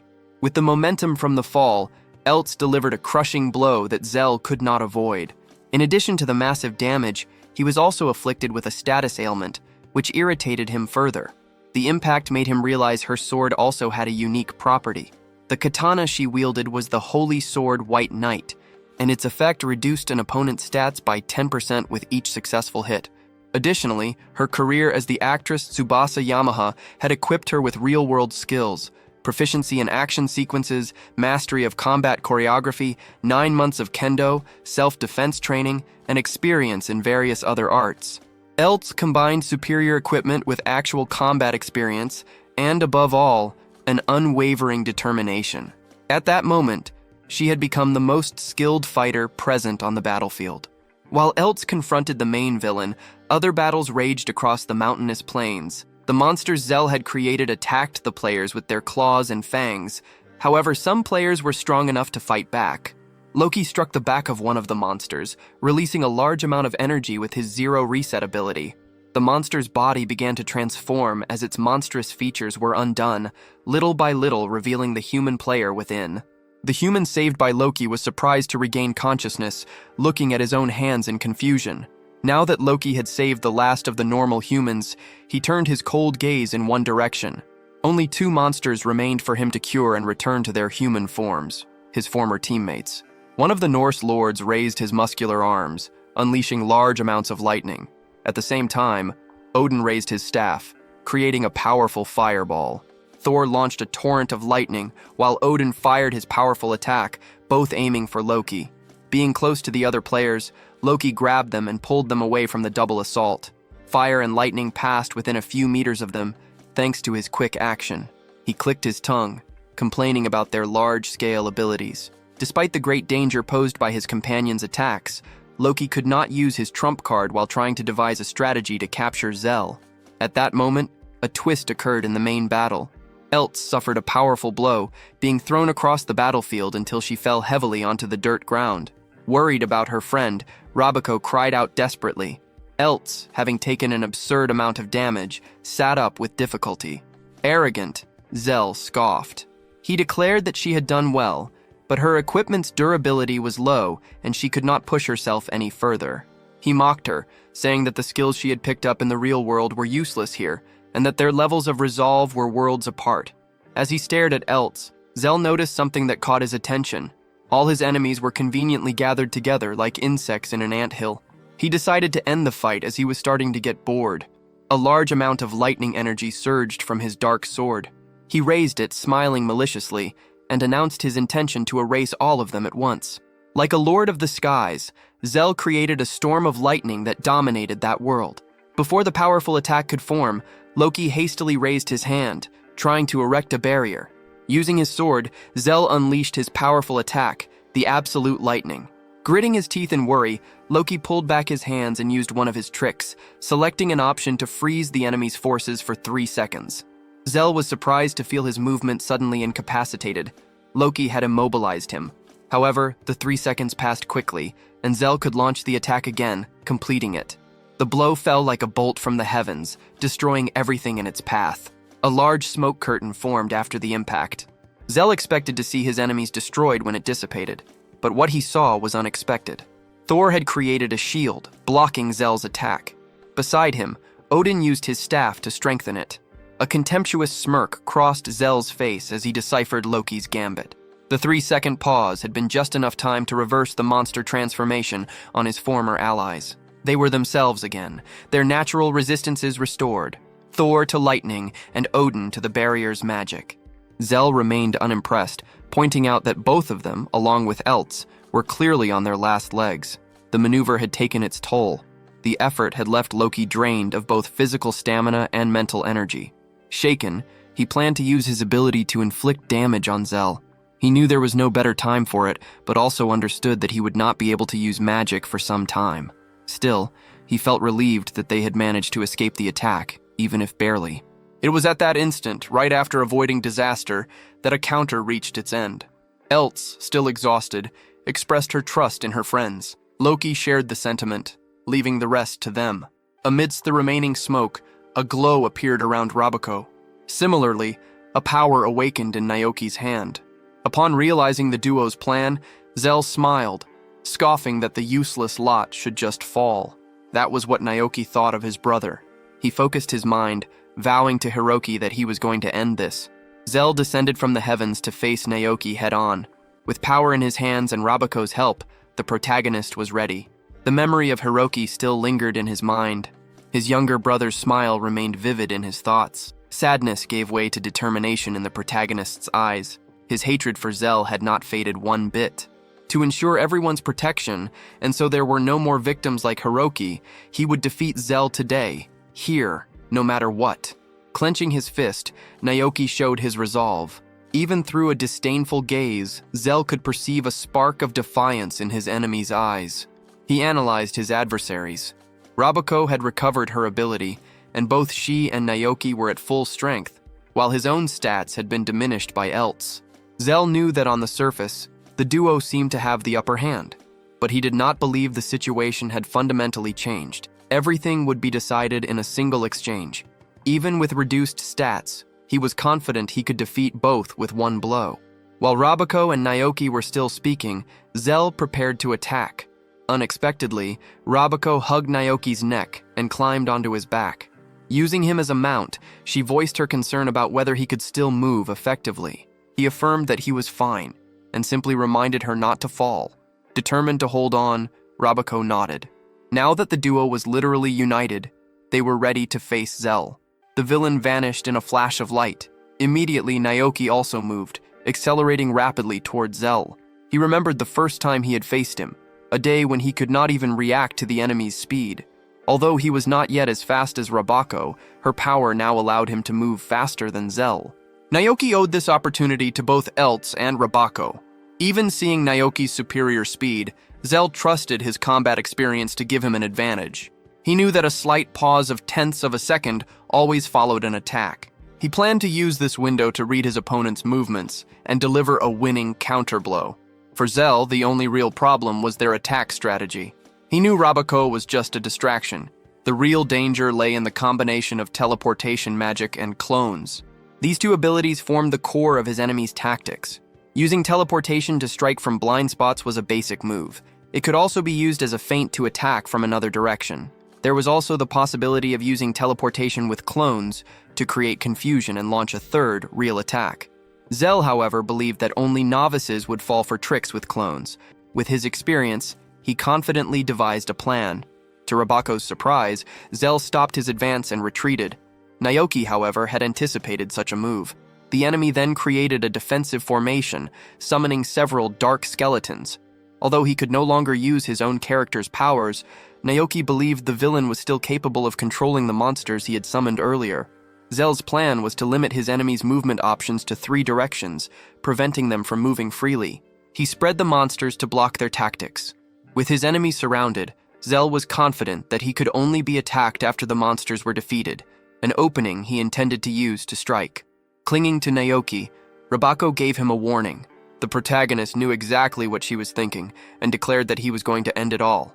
In seconds, dozens of teleportation portals appeared above Zell. Seeing the portals, the villain waited for the attack, trying to track each opening and guess where the true blow would come from.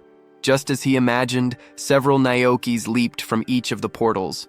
Zell thought the enemy was foolish for appearing from all directions at once. He swung his sword in a wide arc, eliminating several copies simultaneously. Whether false or real, an area attack would destroy everything. As he defeated the copies, Zell noticed something unexpected. One of the destroyed images had been holding a small golden sphere. The sphere dropped to the ground, shining like a small sun. Immediately, Zell commanded one of his monsters to jump in front of the object. The ball of light acted like a blinding grenade. Zell squinted, cursing the distraction. He was unaffected thanks to the monster that blocked the effect. Before he could realize it, a new sphere was thrown in his direction. A smoke bomb completely covered the combat area. This new attack left Zell confused and worried, wondering if the light bomb was just a feint for this real attack. His fury overflowed in a scream. As he ranted, Naoki emerged from a portal above him, descending like a meteor with a clenched fist. The protagonist had waited for this moment. He had discovered a secret escape route Zell had left for unexpected situations and used it as an attack point. Amidst the charge, Naoki yelled that this was the end. A gigantic explosion occurred on impact, like a new supernova. Everyone on the battlefield observed the blast, trying to discern amidst the light what had happened. A curtain of smoke covered the long-awaited result. Inside it, Naoki stared at Zell lying on the ground. The villain's health points had plummeted, with only 27 remaining out of the more than 4,000 he possessed. Everyone looked at his health bar as the smoke dissipated. Many were shocked by the result. Further ahead, Loki commented on Naoki's calmness, noting that even in a critical moment, he chose not to finish off his opponent. Eltz was excited to see Zell on the ground. Almost in tears, Rabako celebrated their victory. All around, players erupted in celebration, hugging, jumping, and crying. Happiness, relief, and all kinds of positive emotions were etched on their faces. With a smile, Naoki watched his people celebrate. However, at that moment, something unexpected happened. He heard Zell's laughter. Even fallen, the villain could still smile. Zell found the situation truly unexpected, never imagining that two useless people he had met at rock bottom would manage to force him to this point. Naoki grew tired of the enemy's words, telling him to shut up. He stated that Zell was now restricted and would be judged and condemned in the real world. Naoki's words sounded like a joke to Zell, who laughed animatedly. He found the idea of being judged amusing. Looking directly at the protagonist's face, he revealed that he was still surprised by one thing: their ignorance. He questioned if they knew that Dark Kings, in fact, possessed a second form. Surprised by the revelation, Naoki tried to attack him quickly, attempting to finish him off for good. However, before the blow reached him, Zell murmured a spell, Forbidden Magic Evolution. A look of pure shock appeared in the protagonist's eyes. He watched, powerless, as a gigantic dark being with an eye on its chest rose to the heavens like a true conqueror. That creature had skeletal arms, along with a skull on its lower body. On its head, where the true Zell was, were two pairs of horns and dark wings on its back, in addition to the gigantic eye on its chest. Rabako was shocked to see the new transformation, unable to believe it was happening. With his forbidden ability, Zell had absorbed all his subordinate monsters, transforming them into his own strength. Loki could not believe that, after everything they had faced, the battle still was not over. Zell clearly heard Loki's complaint, retorting that the battle would end very soon for all of them. The colossal creature extended its skeletal hand towards Loki and his group, who seemed like ants before it. Rabako was terrified by the movement. Quickly, she created a trail of portals traveling to the group to save them. The giant hand fell to the ground, causing an enormous earthquake. Thanks to Rabako, everyone managed to cross the portals in time, escaping the attack. Loki could hardly believe that Zell had caused so much damage with just one arm movement. The true Zell was positioned above the head of the creature he had created. From there, he mocked their running, questioning how long they could last and stating he could swat flies all day. Bored, Zell made the lower skull of his new body open its mouth, gathering a large amount of dark energy. The skull was preparing a blast that could erase an entire existence. Naoki, in an attempt to stop him, attacked with his hand overflowing with energy. He hit the side of the creature, destroying both the prepared attack and part of the monster. However, the creature soon regenerated, as if the blow had caused no damage. Seeing the despair in Naoki's eyes, Zell mocked him. He admitted his attacks were dangerous, but destroying parts of his body no longer left wounds. He told him to sit there like a baby and watch the end of all those he tried to protect. Immediately, Zell's creature prepared a new, even more powerful attack, launching a devastating beam of energy towards Rabako, Eltz, Loki, and all the others. Desperate, Naoki ran towards his team. At that instant, a light appeared in the distant sky. Zell's attack devastated the area, but something appeared before it hit the ground, saving everyone. Rabako was shocked to see where she was. A large flying ship had appeared out of nowhere, rescuing all the players. Not understanding what was happening, she looked at the ship's deck and saw a man with a mohawk who remarked that it was a close call. The man, along with several others, announced that Eltz's royal guard had arrived to help. Rabako almost cried when she saw them, calling out to her leader. Loki was surprised by the arrival of the new allies and did not understand how they had been found. Eltz, with a smile on her face, explained that she had sent out a distress signal when they were first teleported. She still thanked her leader for arriving at the perfect time. The leader of the royal guard gave a thumbs up, revealing that it had taken some time to find the entrance to the special space. He expressed relief that they had brought support items for everyone. Remembering something, he looked directly at Eltz, thanking her for believing in them. She smiled back, returning the thanks. The ship was armed with powerful artillery. With the cannons, it would be possible to restrict Zell's attacks and then rescue Naoki, who had been left behind. They immediately put the plan into action, firing cannonballs while flying around the colossal creature. Zell ordered his transformation to swing its arms to hit the ship, but it was fast enough to dodge the attacks.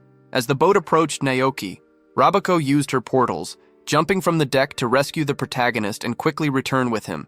As soon as they were back on the ship, she announced that the rescue was complete and that they could continue their journey. Approaching the duo, Loki asked Naoki how much time was left on his ability. Looking at the counter, he replied that he still had just over a minute and a half. Understanding the time window they had, Loki called for everyone's attention.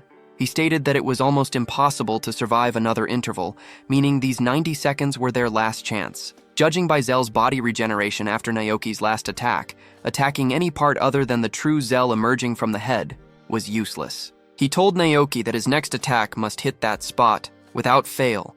Loki encouraged everyone with a shout, declaring that this last attack would decide the fate of the game and that everyone should give Naoki all the support they could. Having rekindled the flame of will in everyone, Loki turned to Naoki. He reminded the protagonist to be sure of his actions, to never look back, and to give it everything he had. Naoki nodded at Loki's words and walked to the bow of the ship. Placing his foot on the edge, he declared he would handle it. With less than 90 seconds remaining, the protagonist jumped from the ship. Along with him, Rabako also leaped, both heading towards Zell. The Dark King, positioned above the monster he had created, was already waiting for them. He returned to his original body to use his powers of darkness. Joining his hands, he activated one of his abilities, unleashing a shower of attacks upon Naoki and Rabako like a machine gun of evil energy. Else, Loki, Thor, Odin, and all the other players used their ranged attack magic, trying to combat the bombardment launched by Zell.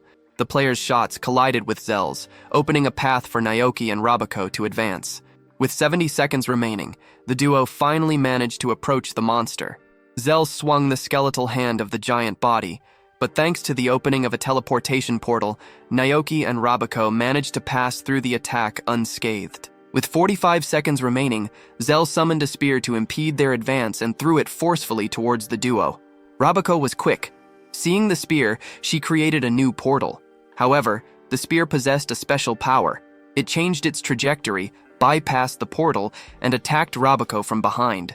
Without hesitation, Rabako pushed Naoki away, ensuring he continued his advance against Zell. As a silent farewell, even with fear in her eyes, she smiled at him. The spear tore through the heavens as if the rabbit mage was nothing. Naoki could not believe what had just happened, but he soon pushed away the bad feelings. Determination returned to his gaze. He could not waste Rabako's sacrifice. About 20 seconds remained. Time was short.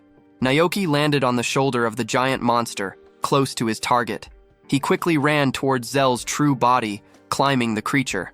Fearing being hit, Zell launched a dark energy attack against Naoki, but his shots, fired in random directions, only hit the monster itself as Naoki skillfully dodged, advancing with determination, fury, and instinct. 6 seconds remained. The time was minimal, a suffocating countdown. Zell raised his 4 hands, creating a small black hole. As the final second slipped away and Naoki's power was about to disappear, he closed his hand, gathering all his power for the final attack. Zell extended his hands, ready to unleash his own attack. At the same instant, Naoki advanced with a decisive punch in the last few meters and seconds. 2 seconds remained. Zell's eyes revealed panic. He could see defeat before him. The last second arrived, along with Naoki's determination, who was betting everything on that final blow. The 2 attacks collided, the punch against the energy black hole. Time ran out. Naoki's final attack hit its target like a ray of hope, unleashing a torrent of energy from the heavens upon Zell and crushing him. As Naoki's attack defeated his enemy, the giant monster awakened by Zell began to disintegrate, like foam in the wind. From atop that creature, Zell collapsed, falling and bouncing against each part of the gigantic body, tumbling and spinning in the air until he hit the ground. Weak, Zell could not move, but he knew he had lost. With difficulty, he looked up. Before him stood Naoki, raising his fist towards him. The victor made it clear that, in his current state, he could defeat him even without his desperate soul ability. He warned that if Zell made any suspicious moves, he would finish him off for real. Descending from the ship, Loki observed Naoki facing the downed Zell, telling him he had done enough and that there was no need to keep his fists clenched. Powerless to get up, Zell remained on the ground. Weakly, he stated that he had no more transformations or tricks, and questioned if Naoki still desperately wanted to eliminate him. As Zell imagined, Naoki gritted his teeth, trying to contain his rage. With difficulty, he revealed why he was not ending it once and for all. He admitted he was not a good person and would not care if Zell disappeared, but the Hero King would not have wanted that. Instead of meeting his end, he demanded to know why Zell had done all this, a question everyone wanted answered. Why did he fight so desperately against all the other players? With a painful smile, Zell returned the question, asking what they would do with the answer. Their eyes met, but he quickly looked away. He explained that he was just tired of it all. He had always been kicked around no matter where he was, always the target of jokes by those at the top. The only place he found refuge was within this game. When the game became popular, Zell saw the same people who had despised him acting as if they owned the world. Such people became the target of the hatred he harbored deep in his heart. He began to remember a specific day, a time when a certain person appeared. Before he could continue, an arrow hit him. Naoki, who was listening intently, was shocked by the sudden attack. He tried to help Zell, but the dark player began to disintegrate into lost data. He had been eliminated. Surprised, Loki asked aloud what was happening. In front of him, a young man with binoculars observed the scene and revealed that Zell had been eliminated. Before Naoki's eyes, Zell completely disappeared. Shocked, Loki looked around, questioning who had attacked, but no one on the team had drawn a weapon. Discovering that someone from outside had attacked, Loki immediately understood they were trying to silence him. At the same time, a person with red eyes watched Naoki through a screen, like a supreme being following the young man's every move and reflecting on his next steps. Sometime later, the group left the red mountainous plains and returned to the green world, using the flying boat. In one of the rooms, Rabiko opened her eyes. The first person she saw was the worried Eltz, who cried with relief upon seeing her awake. Eltz jumped on Rabiko, emotionally exclaiming her thanks that she had finally woken up. Shocked, Rabiko saw Eltz begin to scream, radiant with the situation. She was being hugged by the actress Tsubasa Yamaha and wanted someone to take a picture. The captain of the guard approached, relieved to see Rabiko well. He still could not believe their plan had worked. The moment before impact, everyone had cast defensive spells, but the shock had still made her lose consciousness. Now that the rabbit mage was fine, the captain asked both of them to follow him to the deck where everyone was waiting. He reminded them that many mysteries remained, and they could not let their guard down. Gathered on the deck, everyone shared the relief of having survived. Loki, leading the meeting, declared firmly that until the system was restored and they could leave the game, they needed to survive by helping each other. After Loki's words, the players began to greet each other, taking the opportunity to forge new bonds. Thor embraced the restrained Loki, telling him not to act on his own in the next battle, and to at least share the plan. Looking away, unable to face his two friends, Loki apologized. Eltz thanked her Royal Guard companions for helping and saving so many lives, promising to help them as much as they had helped her. Her words seemed divine to Rabiko, who marveled at Eltz's radiant, divine charisma. While receiving her dose of purity, Rabiko noticed something strange about Naoki. With a serious look full of thoughts, he had isolated himself from everyone. A certain melancholy also appeared on his face when he thought of his brother. He mused that what Hiroki wanted to protect had been protected, but many threats remained in this world. They did not know why the game had changed, and that was why he would continue fighting. Clenching his fist, Naoki swore in his brother's memory that he would do this for everyone, including Hiroki. Naoki was not alone on this journey. Eltz, Loki, and Rabiko were among the many people he could trust. With a clenched fist, he faced the bright tomorrow, full of hope and challenges. Meanwhile, in the real world, Naoki's body remained lying in a hospital bed. Beside the bed were two people, a woman in a suit and, sitting opposite her, none other than Naoki's brother, the young Hiroki.